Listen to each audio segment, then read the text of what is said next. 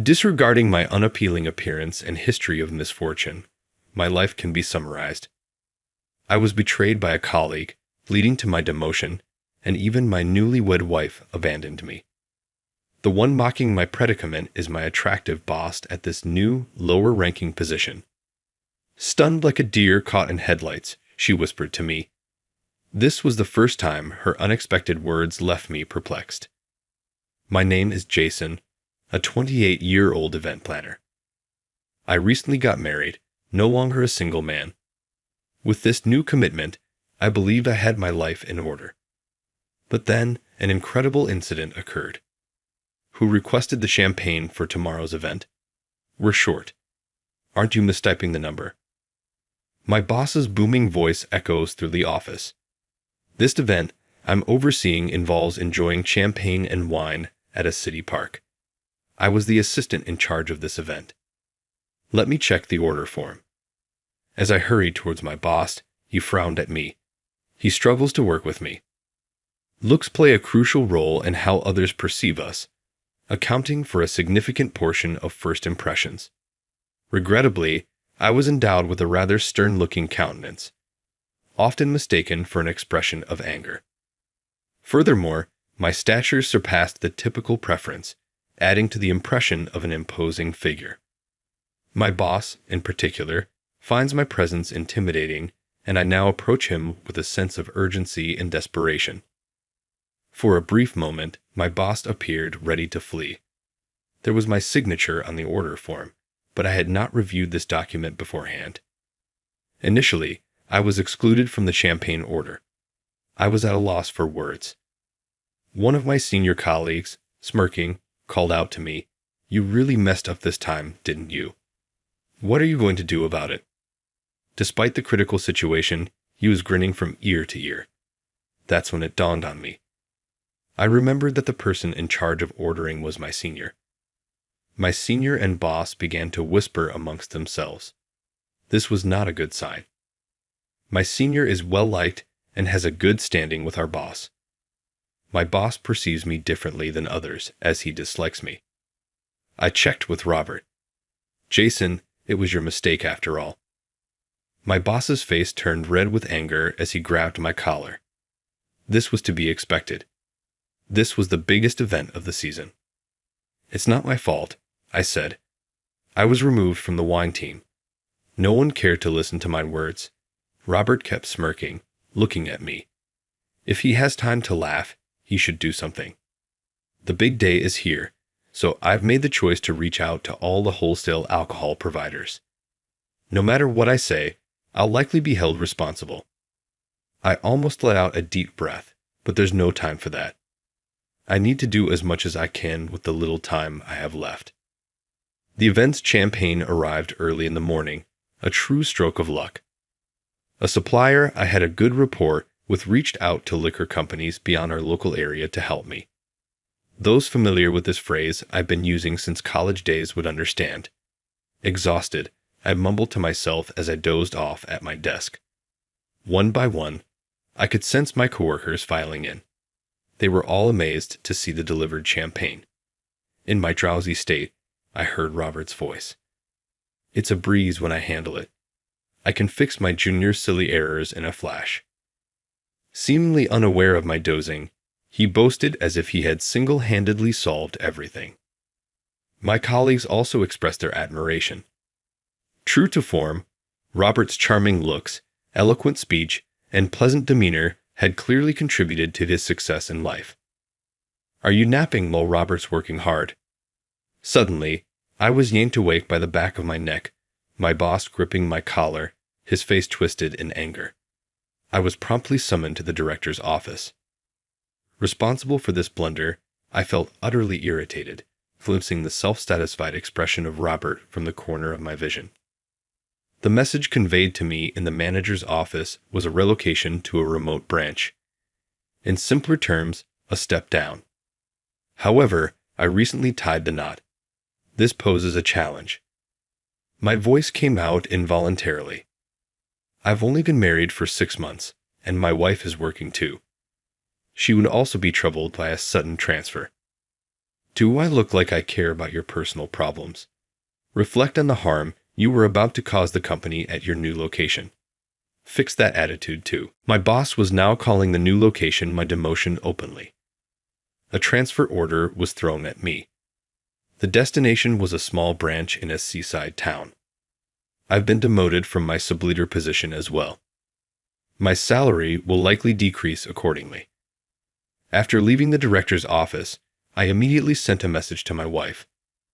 I didn't have the courage to tell her directly. However, she didn't reply immediately. A week after that incident, I found myself in the town of my demotion. It was near the sea, with the scent of the tide in the air. In the end, my wife left me just 6 months into our marriage. She made it clear to me when I got demoted. She couldn't quit her job, and she married me because I was earning well. It seems I'm no longer needed as I've lost that value. I heard later that she had been involved with someone else before our marriage. My demotion was a convenient excuse for her to leave. You never know what life will throw at you. And now, at this new workplace, I have to start from scratch. The first time I showed up at work, everyone looked at me as if they were terrified. The towering man of 6'7", with a harsh gaze, just disappeared. I knew the reaction was justified, but it still hurt. I may look intimidating, but I'm not one for fights. I can't boast about my strength, and I hate conflicts. Apparently, I seem cold to others, and they tend to keep their distance from me. This has been the case since my student days, and it hasn't changed since I started working. Those who get to know me well trust me, but few people make it that far. The new office clerk is a young girl, and she seems to be constantly scared of me. My other colleagues also treat me like I'm a delicate, touchy subject. There was only one person who treated me without any discrimination. That was the branch manager, Miss Lisa Richardson. She was an astonishingly beautiful woman. I was so stunned at first that I just stared at her.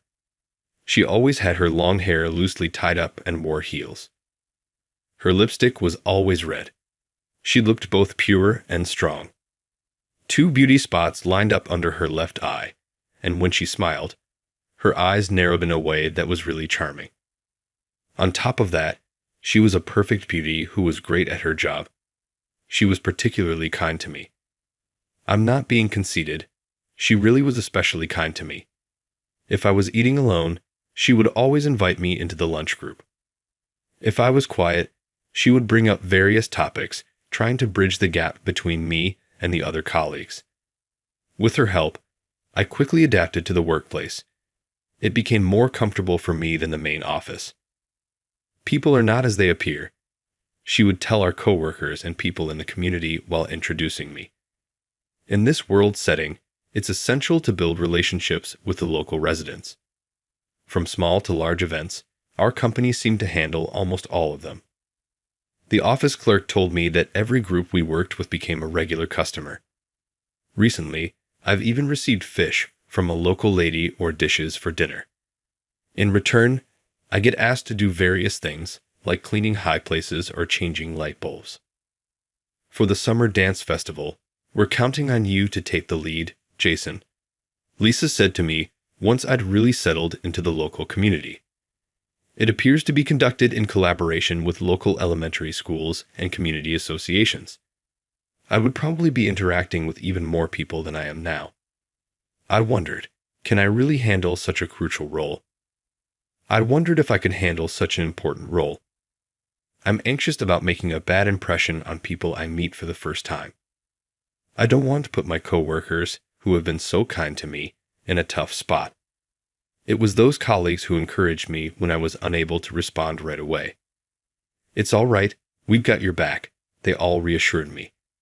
I had never been treated so gently before, and I almost found myself tearing up. It's all thanks to Lisa. When I look at her, she's perched ever so elegantly on a desk, legs crossed, smiling. The heel caught on her toes, swaying left, a strong impression. Lisa usually appears prim and proper, but sometimes odd gaps in her character show. She can be surprisingly rough around the edges or use crude language. Even though low heels would make her work easier, She always wears high stilettos. But these heels look cooler, don't they? Was her response when I asked why. It somehow felt familiar, but I couldn't recall where I heard it before. As the day of the dance festival approached, the office began to bustle. One day, a local police officer from the substation attached to the office dropped by. He was deeply engrossed in a conversation with Lisa. Overhearing their discussion, it seemed there were some suspicious people around recently.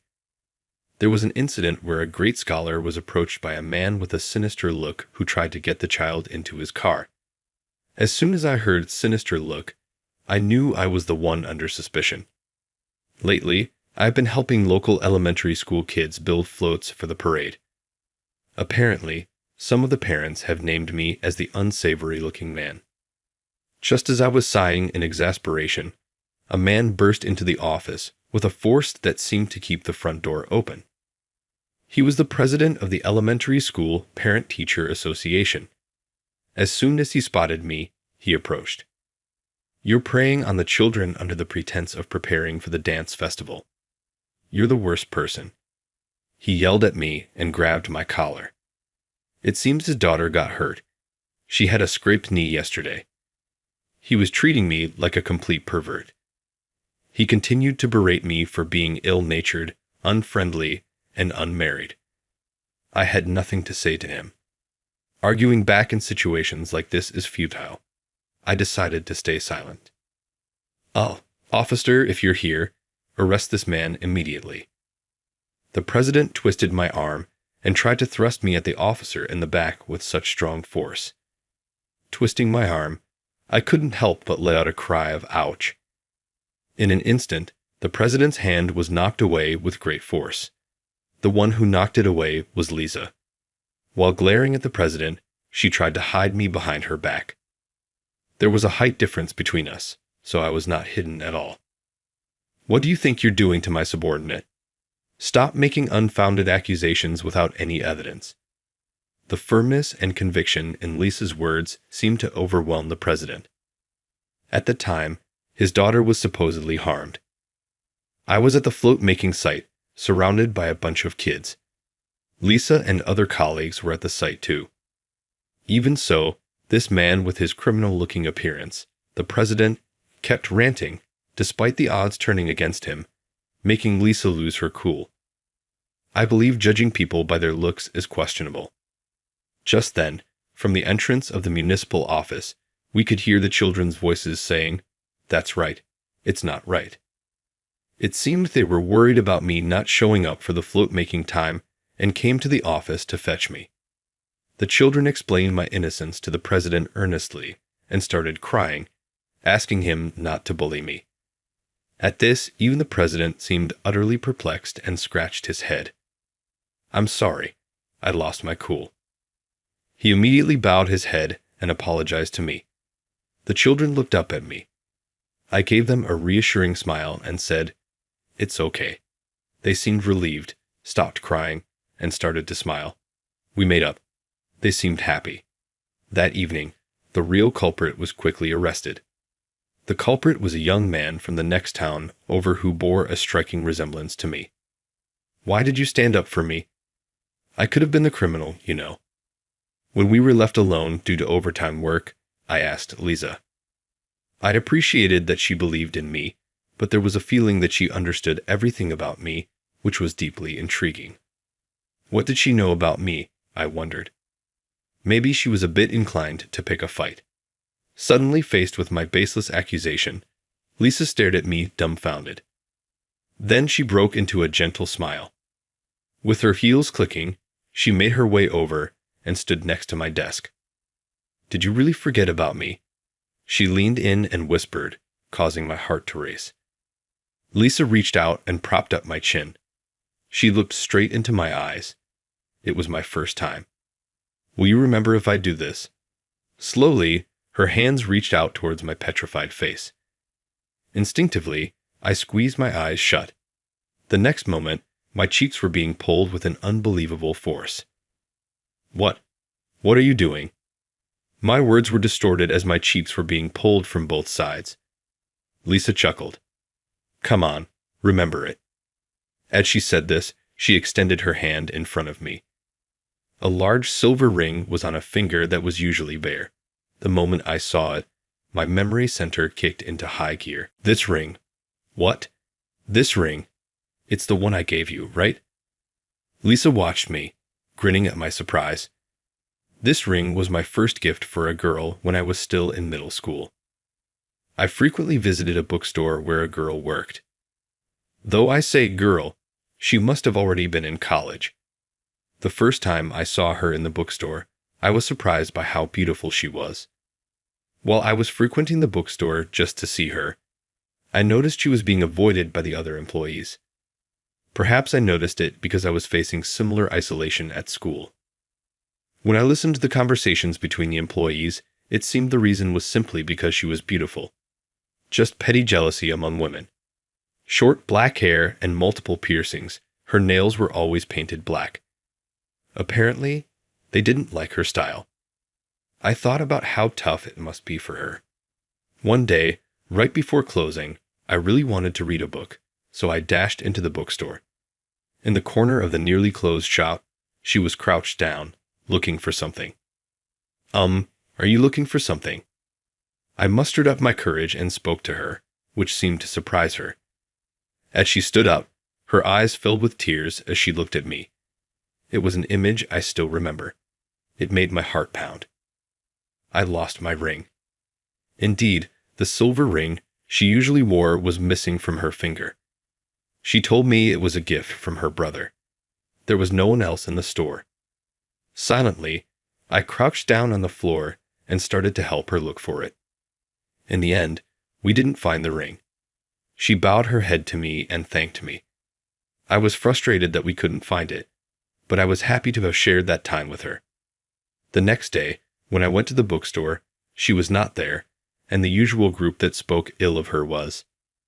I was speechless at what the leader of the group was loudly boasting about. She was proudly talking about how she had thrown the girl's silver ring into the river. Apparently, the leader's boyfriend fell for the girl, and that was the cause. Talk about spiteful. Feeling sorry for her after she searched so hard, I spent all my savings and bought a ring for the first time in my life. Later, when she was at the cash register, I slipped the ring onto her finger. In the midst of the chaos, I clearly remember that I was so flustered that I put it on her left ring finger. Her surprised face with wide eyes and the face of Lisa, who was laughing in front of me now, overlapped in my memory. You were the first one to put a ring on my left ring finger, I said. Jason, leave. Lisa apparently noticed me at the company induction ceremony. She found out my department, my name, and while she thought of speaking to me someday, many years passed by. When it was decided that I was to be transferred here, she was so delighted that she even danced a little jig. No way, I became somewhat embarrassed and couldn't look at Lisa's face. But one thing became clear to me. Having been judged based on my appearance and feeling hurt by it, I realized that she understood my feelings. She had been sympathizing with me all along. So is this ring valid, or was it just a coincidence? Lisa tells me that after that, I became too embarrassed to go to the bookstore, but she had been waiting for me all along. I was surprised when you crawled around on the floor, so earnestly looking for the ring for her. Ever since then, I've been concerned about you. I couldn't recognize Lisa, who had a completely different atmosphere from her student days, but talking like this, she hasn't changed at all from that time. Of course it's valid. Lisa grinned satisfactorily at my response. I guess I won't be able to win against her, but I feel like we can be together forever because we understand the same kind of pain. Next time, I'll propose with a proper ring. I made the declaration while shyly looking away. Lisa bursts into laughter and says, I'm looking forward to it. What did you think of that? Subscribing to the channel would be a great motivation for me to create more content. See you in the next video.